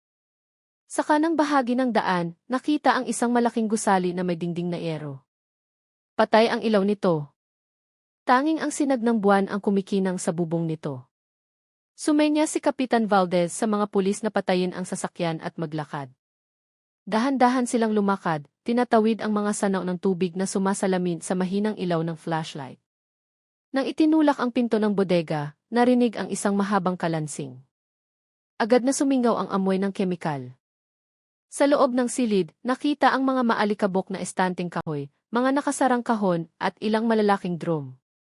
Binuksan ng mga pulis ang kanilang mga flashlight at sinimulang suriin isa-isa. Sa dingding malapit sa pangunahing mesa, mayroong isang malaking mapa na katulad ng nasa opisina ni Kapitan Valdez, ngunit mas malawak. Ang mga pulang bilog sa mapa ay hindi lamang sumasaklaw sa Bulacan at Pampanga, kundi hanggang sa Cavite, Laguna at Rizal. Tinitigan ni Ginoong Reyes ang mapa na nanlalaki ang mga mata.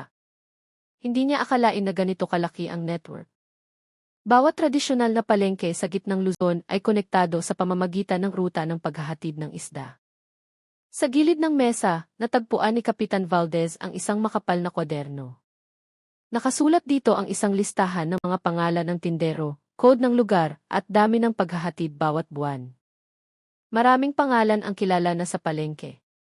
Ang ilan sa kanila ay itinuturing pang halimbawa. Habang patuloy na nagsusuri ang team, tumawag ang isa sa mga pulis mula sa gilid ng silid. Sa likod ng tumpok ng mga drum, natagpuan niya ang isang maliit na bakal na pinto na may kandado. Matapos buksan, nakita ang isang hagdanan pababa sa isang basement. Mahalumigmig at malamig ang hangin mula sa ibaba. Binuksan nila ang kanilang mga flashlight at dahan-dahang bumaba. Sa ibaba, mayroong isang makipot na silid na may mga estanteng kahoy na naglalaman ng daan-daang bote ng asul na likido at maliliit na plastik. Lahat ay maayos na nakasalansat na parang isang industriya na imbakan.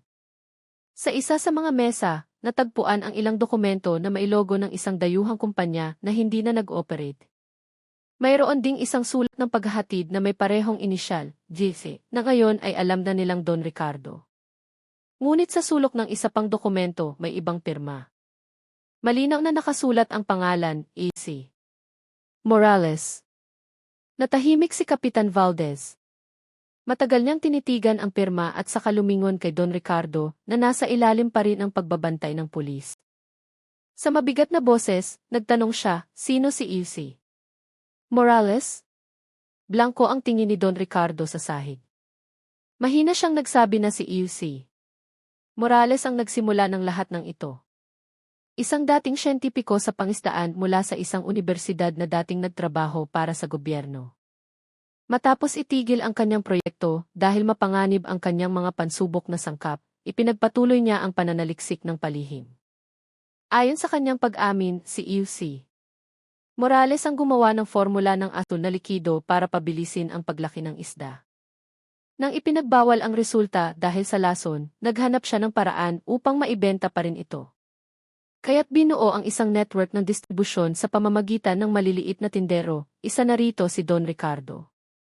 Bawat tindero ay binibigyan ng malaking bayad, ngunit kailangang panatilihin ang sikreto.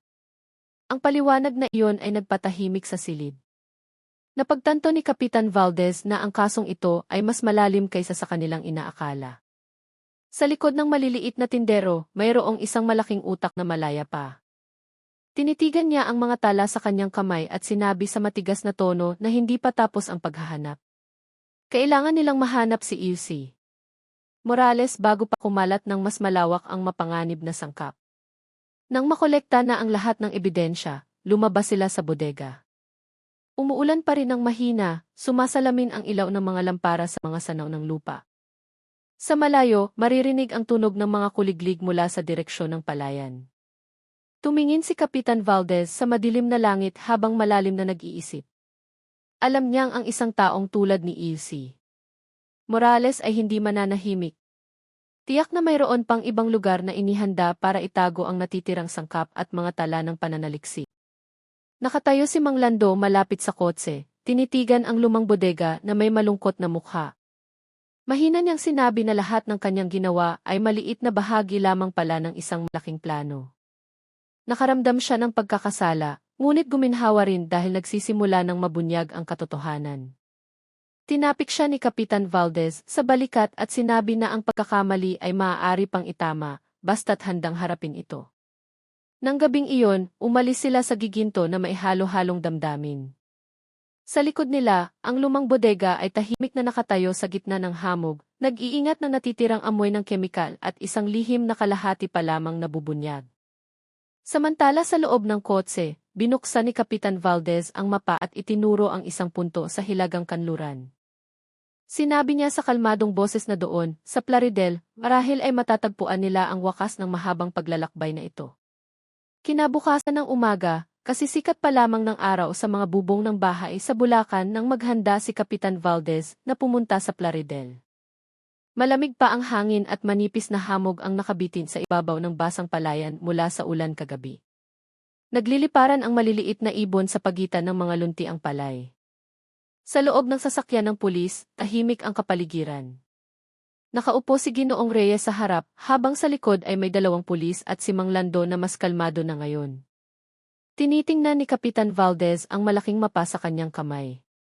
Ang puntong minarkahan sa hilagang kanluran ng Giginto ay nagpapakita ng isang lugar na dating palaisdaan ng kooperatiba ng mga mangingisda. Ayon sa ulat ng mga residente, matagal na itong abandonado. Ngunit sa mga nakaraang gabi, may nakikitang liwanag ng ilaw mula sa malayo. Mayroon ding tunog ng sasakyang pumapasok at lumalabas sa maliit na daan patungo sa ilog. Lahat ng senyales ay tumuturo doon. Ang paglalakbay patungo sa Plaridel ay tumagal ng halos 1 oras. Pababa ang kalsada sa pagitan ng malawak na palayan. Habang papalayo sa kanluran, lalong nagiging tahimik ang paligid. Tanging ang tunog ng mga insekto at ang daloy ng tubig mula sa irigasyon ang maririnig.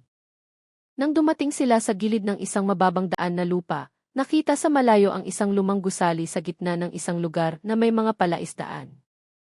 Gawa sa kahoy ang dingding nito, bahagyang nakatagilid na ang bubong, at napapaligiran ito ng matataas na talahib.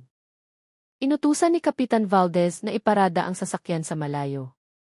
Naglakad sila, tinatawid ang basang damo. Dahan-dahang umihip ang hangin ng umaga, dala ang amoy ng putik at basang dahon. Habang papalapit, narinig nila ang tunog ng mga yapak sa loob ng gusali. Sumenya si Kapitan Valdez na manahimik. Huminto ang lahat at yumuko, nagtatago sa likod ng mga puno ng saging. Mula sa siwang ng butas na kahoy, nakita ang isang lalaking nag-aayos ng ilang bote sa ibabaw ng mesa.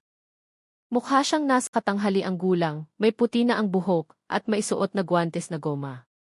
Sa likod niya ay nakatayo ang 2 binatang tumutulong sa paglipat ng maliliit na drum. Si Mang Lando na sumisilip ay agad na nakilala ang mukha. Mahina siyang bumulong kay Kapitan Valdez na ang lalaking iyon ay si Ilse Morales, ang taong dating nagtrabaho sa kooperatiba at kilala bilang eksperto sa pagkain ng isda. Tumango si Kapitan Valdez. Sumenyas siya sa 2 pulis na umikot sa kanan at kaliwang bahagi upang palibutan ang gusali. Siya mismo ay dahan-dahang sumulong, nagtatago sa likod ng isang malaking kawayan. Ngunit biglang isang tandang na manok ang tumakbo palabas mula sa ilalim ng halaman, gumawa ng ingay. Bilis na lumingon ang 2 binata sa loob ng gusali. At si Ilse Morales ay huminto sa pagtatrabaho at lumapit sa bintana. Napagtanto ni Kapitan Valdez na wala na siyang maraming oras. Sumenyas siya sa team na kumilos. Sa mabilis na hakbang, lumapit sila sa pinto. Ngunit bago pa makarating, narinig ang tunog ng motorsiklo mula sa likod ng bodega. Isang tao ang nagpaandar ng makina ng nagmamadali. Isa sa mga binata ang tumakbo palabas na may dalang itim na bag, sinundan ni Ilse Morales. Nagkaroon ng maikling habulan sa pagitan ng mga puno ng saging.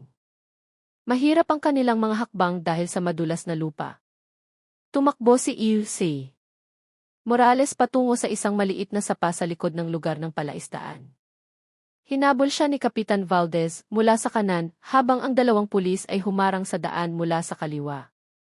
Mula sa malayo, sinubukan ni Mang Lando na sumunod. Kahit na hinihingal, lumingon sandali si Ilse Morales. Tense ang kanyang mukha, ngunit nagpapakita pa rin ng kahinahunan. Bumaba siya sa pampang ng sapa at sinubukang tumalon sa isang maliit na bangka na nakatali doon. Ngunit bago pa niya ito maitulak, nakuha ni Kapitan Valdez ang kanyang balikat. Pareho silang nahulog sa putik, tumalsik ang tubig sa lahat ng direksyon. Sa maikling paglalaban, sinubukan ni Ilse Morales na makawala, ngunit mas malakas si Kapitan Valdez. Hinawakan niya ang kamay ng lalaki at sumigaw na sumuko na. Sa wakas, huminto sa paglaban si Ilse Morales. Hinihingal siya. Blanko ang kanyang tingin sa langit na nagsisimula ng lumiwanag. Sa garalgal na boses, sinabi niyang hindi niya sinasadyang makasakit ng sinuman.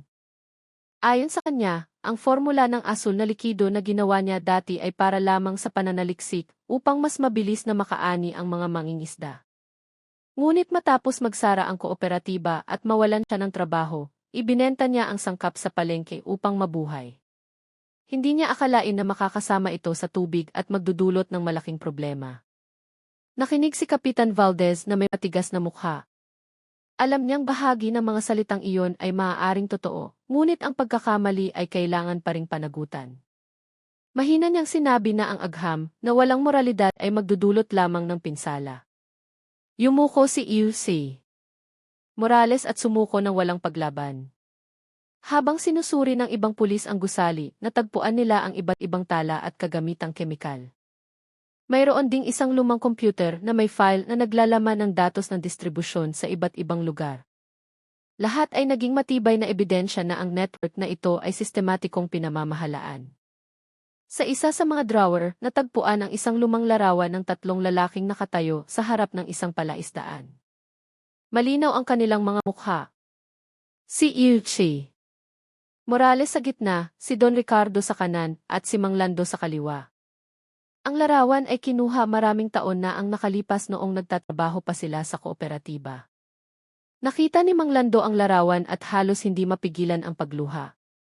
Naalala niya ang panahon kung kailan nagsimula ang lahat sa mabuting intensyon, tulungan ang mga magsasaka na magkaroon ng mas maraming ani, ngunit dahan-dahang binago ng kasakiman ang lahat. Matagal niyang tinitigan ang larawan at mahinang sinabi na ang katapatan ay maaaring kumupas kung ang tao ay masyadong abala sa paghahangad ng mabilis na resulta. Bago maghapon, dinala si Ilse Morales sa kotse na may nakataling mga kamay. Inilabas ng mga pulis ang lahat ng ebidensya. Tumagos ang sikat ng araw sa siwang ng mga ulap, nag-iiwan ng gininto ang kulay sa ibabaw ng payapang tubig ng palaisdaan. Nakatayo si Kapitan Valdez sa gilid ng daan na lupa, tinitingnan ang lumang gusali. Sa kanyang puso, nagpasalamat siya dahil nagsisimula ng makita ang wakas ng mahabang paglalakbay. Nakatayo si Mang Lando sa tabi niya na may pagod ngunit guminhawang mukha. Sinabi niyang pagkatapos nito, gusto na niyang bumalik sa palengke at isara ang kanyang pwesto magpakailanman. Tinitigan siya ni Kapitan Valdez at sinabi na ang palengke ay laging mangangailangan ng matapat na tao dahil ang katapatan ang pundasyon ng tiwala. Marahil isang araw, kapag handa na siya, maaari siyang magbukas ng bagong pwesto. Ngunit sa pagkakataong ito, walang lihim at walang takot. Nang hapong iyon, bumalik sila sa baliwag dala ang resulta ng investigasyon na wawakasan ang mahabang kwento ng pagpupuslit ng kemikal sa loob ng katawan ng hito. Sa buong paglalakbay pa uwi, dahan-dahang lumubog ang araw sa kanluran, nag-iiwan ng malambot na sinag sa ibabaw ng malawak na palayan. Ang hangin ng hapon ay payapa, na para bang ang mundo ay guminhawa rin dahil isang pasanin ang naalis na sa ibabaw nito. Nang umagang iyon, mahalumigmig ang hangin sa baliwag. Dahan-dahang lumitaw ang araw mula sa likod ng manipis na ulap, nag-iiwan ng mainit na sinag sa bakuran ng estasyon ng pulis. Matapos ang mahabang paglalakbay mula sa Plaridel, bumalik si Kapitan Valdez at ang kanyang team dala si Ilse Morales sa ilalim ng mahigpit na pagbabantay. Sa kotse, tahimik ang kapaligiran, walang nagsasalita. Tanging ang tunog ng gulong na dumadaos-dos sa basang aspalto. Pagdating sa estasyon, dinala si Ilse Morales sa silid ng interogasyon. Simple ang silid, mayroon lamang isang mesang kahoy, 2 upuan, at isang madilaw na ilaw sa kisam. Umupo si Kapitan Valdez sa tapat, dala ang makapal na folder ng resulta ng investigasyon. Maingat niyang binuksan, ipinakita ang mga larawan mula sa bodega sa giginto, ang mapa ng network ng palengke, at ang mga tala ng pananalapi na natagpuan sa computer ni Ilse Morales. Nagtanong siya sa kalmadong tono, hinihiling kay Ilse Morales na ipaliwanag kung paano nagsimula ang lahat. Huminga ng malalim ang lalaking nasa katanghaliang gulang, blanko ang kanyang tingin sa dingding, at dahan-dahang nagsalita. Inamin niya na 10 taon na ang nakalipas matapos magsara ang kooperatiba ng mga mangingisda, nawalan siya ng trabaho. Ang kanyang pananaliksik tungkol sa pampabilis ng paglaki ng isda ay tinanggihan dahil naglalaman ito ng mapanganib na sangkap. Ngunit sa kanyang isipan, naramdaman niyang hindi dapat huminto ang pananaliksik na iyon. Pagkatapos ay naghanap siya ng ibang paraan upang patuloy na makagawa ng sangkap na iyon. Nakipagtulungan siya sa ilang dating kasamahan sa kooperatiba na mayroon pa ring sariling palaisdaan. Ilegal nilang kinolekta ang mga kemikal mula sa ibang bansa at pinaghalo ito upang maging asul na likido. Sa simula, kaunti lamang ang kanilang ibinebenta sa mga mangingisda na nangangailangan ng mabilis na pera. Ngunit dahil dumami ang ani, dumating ang mga order mula sa maraming lugar. Mula doon, nagsimulang mabuo ang network ng palengke. Si Don Ricardo, na dati ring miyembro ng kooperatiba, ang naging tagapamahala ng distribusyon. Siya ang nagpasya na ang sangkap ay dapat ipadala sa pamamagitan ng maliliit na tindero ng isda upang hindi kahina-hinala. Isa sa mga pinagkatiwalaan ay si Mang Lando dahil itinuturing siyang matapat at hindi kailanman nasangkot sa maruming gawain. Huminto sandali si Ilse Morales at yumuko. Sinabi niyang ang desisyon na isama si Mang Lando ay ang kanyang pinakamalaking pagkakamali. Nakinig si Kapitan Valdez na may kalmadong mukha. Paminsan-minsan ay nagsusulat siya.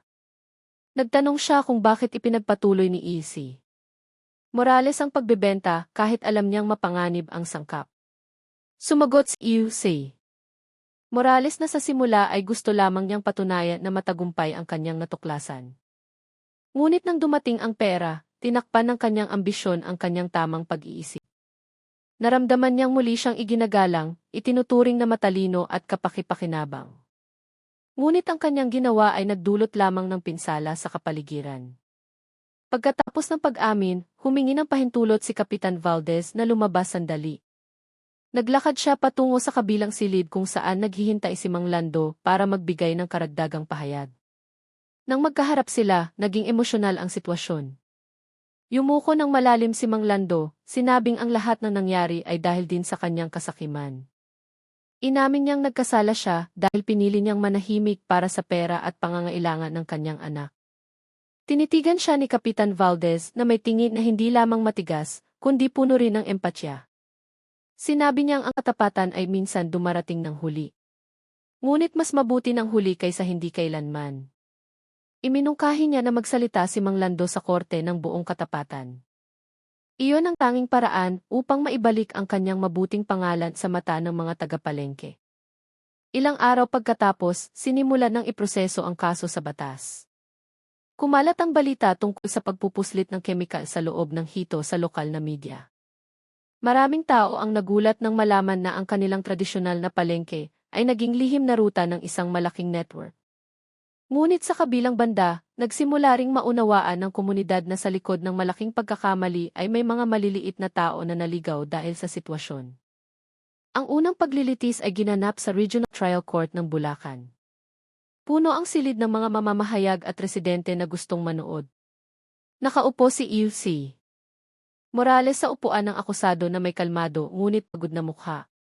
Sa tabi niya, si Mang Lando ay naroroon bilang saksi. Nang dumating ang kanyang pagkakataon na magsalita, tumayo siya na nanginginig ang boses. Ikinuwento niya ang lahat mula sa simula.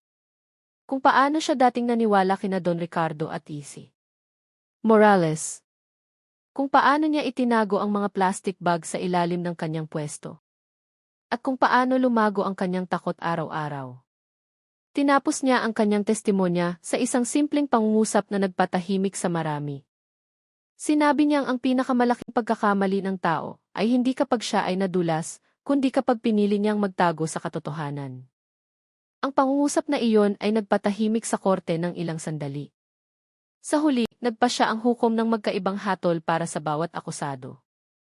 Si Ilse Morales ay hinatulan ng pagkakakulong dahil sa paggawa at pamamahagi ng mapanganib na sangkap ng walang lisensya. Samantala, si Mang Lando ay nakatanggap ng mas magaan na parusa dahil sa kanyang kooperasyon sa pagbubunyag ng network at sa kanyang katapangan na aminin ang pagkakamali. Inatasan lamang siyang sumailalim sa community service at tumulong sa isang programa ng edukasyon tungkol sa kaligtasan ng pagkain sa mga tradisyonal na palengke. Ilang buwan ang lumipas matapos ang paglilitis, bumalik sa dati ang buhay sa palengke ng Baliwag. Puno ng mamimili ang mga pwesto ng isda. Sa kanlurang sulok na dating lugar ng pwesto ni Mang Lando, ngayon ay may isang bagong pwesto na nagbebenta ng gulay at prutas. Ngunit, bawat taong dumadaan doon ay naaalala pa rin ang kwento ng tindero ng hito na natukso at naglakas loob na tubusin ang kanyang pagkakamali sa pamamagitan ng katapatan. Si Mang Lando mismo ay nagtatrabaho na ngayon bilang isang tagapayo para sa mga mangingisda sa kanilang barangay. Tinutulungan niya silang gumawa ng natural na pagkain ng isda na walang kemikal. Si Junior, ang kanyang anak, ay nagsisimula ng gumaling at madalas na sinasamahan ang kanyang ama sa palaisdaan. Sa tuwing nakikita niya ang mga hitong lumalangoy sa malinaw na tubig, maliit siyang umingiti. Na para bang naunawaan niya na ang katapatan na dati ay halos mawala ay muling natagpuan ang kanyang lugar. Minsan, dumadalaw si Kapitan Valdez para lamang bumati o subaybayan ang pag-unlad. Lagi niyang sinasabi na mula sa kasong iyon, natutunan niya ang isang mahalagang bagay. Ang katotohanan ay hindi laging dumarating ng marahas. Minsan, lumilitaw ito sa pamamagitan ng isang malumanay na pag-amin mula sa isang nagsisising puso. At sa bawat palengke, sa pagitan ng amoy ng isda at gulay na simple, laging may kwento ng mga taong nakikipaglaban sa pagitan ng tukso at katapatan. Nang hapong iyon, ang langit sa baliwag ay kulay kahel. Dahan-dahang lumubog ang araw sa likod ng palayan. Nakatayo si Mang Lando sa gilid ng palaisdaan, tinitingnan ang payapang tubig habang nagpapasalamat sa kanyang puso. Alam niyang hindi na magiging pareho ang kanyang buhay. Ngunit sa pagkakataong ito, gusto niyang lumakad na taas noo. Sa malayo, narinig ang tunog ng azan ng Maghrib, sinasabayan ang payapang hapon sa barangay. Nang umagang iyon, nakadikit pa ang hamog sa dulo ng mga damo nang dahan-dahang lumakad si Mang Lando, patungo sa palaisdaan sa likod ng kanyang bahay. Sariwa ang hangin sa baliwag. Dala ng malambot na ihip ng hangin ang amoy ng putik at basang dahon. Sumikat ang araw mula sa likod ng mga puno. Ang sinag nito ay sumasalamin sa payapang ibabaw ng tubig. Sa gilid ng palaisdaan, si Junior, ang kanyang anak na ngayon ay binata na, ay nagkakalat ng sarili nilang gawang pagkain. Masaya ang kanyang boses. Malayo sa dati noong mahina pa ang kanyang katawan dahil sa sakit. Nang makita iyon, naging mainit ang puso ni Mang Lando. Tumayo siya sandali, pinagmamasdan ang tubig na marahang umaalon dahil sa paggalaw ng mga hitong nag-aagawan sa pagkain. Dati, sa tuwing nakikita niya ang mga hito, ang kanyang isipan ay laging puno ng pagkakasala. Ngayon, ang tanawin na iyon ay naging paalala ng pangalawang pagkakataon na ibinigay ng Diyos.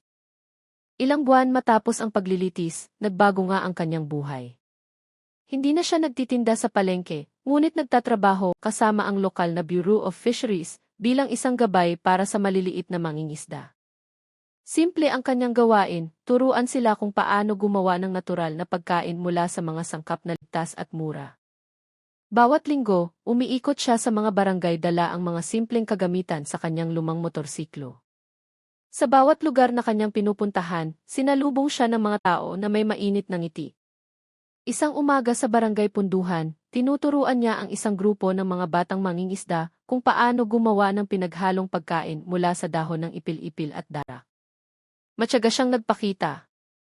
Ang kanyang magaspang na mga kamay ay naghahalo ng mga sangkap sa isang malaking timba.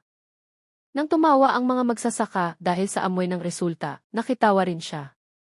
Naging malapit at magaan ang kapaligiran. Matapos ang pagsasanay, isang lalaking nasa katanghali ang gulang ang lumapit sa kanya at sinabing dati niyang naririnig ang pangalan ni Mang Lando sa palengke.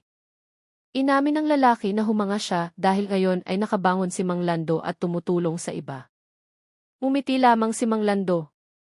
Mahina niyang sinabi na ang buhay ay laging nagbibigay ng daan para ayusin ang sarili, basta't handang aminin ng puso ang pagkakamali. Ang mga salitang iyon ay sinabi ng walang bigat, ngunit puno ng kahulugan. Mula sa araw na iyon, muli siyang nakilala. Hindi bilang isang tindero ng hito na may problema, kundi bilang isang taong taos-pusong nagbabahagi ng kaalaman. Kinahapunan, pagka-uwi mula sa field, madalas na nakaupo si Mang Lando sa gilid ng palaisdaan habang umiinom ng mainit na tsaa na gawa ni Junior. Nag-uusap sila tungkol sa maraming bagay, mula sa kung paano panatilihing malinaw ang tubig ng palaisdaan hanggang sa hinaharap. Sinabi ni Junior na gusto niyang magpatuloy sa pag-aaral sa larangan ng pangisdaan upang matulungan ang kanyang ama. Ngumiti si Mang Lando at tinapik ang balikat ng kanyang anak na may pagmamalaki. Sa kanyang puso, alam niyang hindi na sayang ang kanyang pagsisikap sa buhay. Ilang beses na dumalaw si Kapitan Valdez. Karaniwan siyang dumarating bago maghapon kapag ang araw ay nagsisimula ng bumaba sa kanluran. Naupo sila sa ilalim ng puno ng mangga habang nag-uusap ng kaswal. Minsan, pinag-uusapan nila ang pag-unlad ng mga mangingisda sa barangay, minsan naman ay mga magagaang bagay tungkol sa buhay. Sa bawat pagkikita, laging ipinapaalala ni Kapitan Valdez na ang katapatan ang pinakamalaking puhunan sa pagnenegosyo at pagtatrabaho. Kung walang katapatan, lahat ng resulta ay masasayang. Isang hapon, nang ang langit ay kulay ginto at nagsimula ng marinig ang tunog ng mga kuliglig, sinabi ni Mang Lando kay Kapitan Valdez na madalas siyang managinip tungkol sa palengke. Sa kanyang panaginip, muli siyang nakatayo sa kanyang lumang pwesto, nagtitimbang ng hito habang ngumingiti sa mga mamimili. Ngunit, ang pwesto ay bakante na ngayon at tanging ang isang kahoy na tabla na may kupas na sulat ang natira. Inamin niya na kahit na iniwan na niya ang palengke, ang kanyang puso ay nangungulila pa rin sa kapaligiran doon. Tinitigan siya ni Kapitan Valdez at sinabi na baka oras na rin para patawarin siya ng palengke. Ilang linggo pagkatapos, naglakas loob si Mang Lando na bumalik sa palengke. Nang umagang iyon, abala ang palengke gaya ng dati. Nagkakarinigan ang mga boses ng mga tindero ng gulay, pumupuno sa hangin ang amoy ng mga pampalasa at isda. Nang pumasok siya, ilang tao ang nag-aatubiling tumingin sa kanya. Ngunit wala nang mga mapanghusgang tingin gaya ng dati. Ilang matatandang tindero pa ang bumati sa kanya ng mainit. Isang matandang babaeng nagtitinda ng tokwa ang nagsabi na tahimik ang palengke nang wala ang kanyang mga biro. Ngumiti si Mang Lando. Hindi niya balak magbukas ng pwesto. Gusto lamang niyang makita ang lugar na naging bahagi ng kanyang buhay. Nang dumaan siya sa kanlurang sulok ng palengke, huminto siya sa harap ng dati niyang pwesto. Naroon pa rin ang lumang kahoy na tabla. Ang malabong sulat sa ibabaw nito ay halos hindi na mabasa. Dahan-dahan niya itong hinawakan na para bang nagpapaalam sa nakaraan. Pagkatapos ay lumingon siya at nakita ang isang binatang tindero na nagbebenta ng hito sa lugar na iyon. Umiti ang binata at inalok ang kanyang paninda. Bumili si Mang Lando ng kaunti, hindi para lutuin, kundi para pakawalan muli sa palaisdaan sa kanyang bahay. Para sa kanya, iyon ay isang simbolo ng paglaya ng puso. Isang tanda na lubusan na niyang binitawan ang nakaraan. Kinahapunan, nang pakawalan ang mga isda sa palaisdaan, nakatayo si Junior sa tabi niya. Nagtanong siya kung bakit bumili ang kanyang ama ng hito para lamang pakawalan. Sumagot si Mang Lando sa mahinang boses na ang buhay ay tulad ng tubig, laging dumadaloy, dinadala ang mga latak ng pagkakamali sa isang mas payapang lugar. Gusto niyang ang tubig sa kanyang palaisdaan ay maging saksi na ang tao ay maaaring magbago kung handang bumalik sa katapatan. Sa malayo, nagsimula ng lumubog ang araw. Ang langit ay kulay kahel at lila. Ang anino ng mga puno ay sumasalamin sa payapang tubig ng palaisdaan. Dahan-dahang narinig ang azan ng maghrib mula sa maliit na surau sa dulo ng barangay. Ipinikit ni Mang Lando ang kanyang mga mata sandali at saka ngumiti. Alam niyang ang mahabang paglalakbay na puno ng kasalanan at pagsisisi ay natapos na ngayon ng payapa.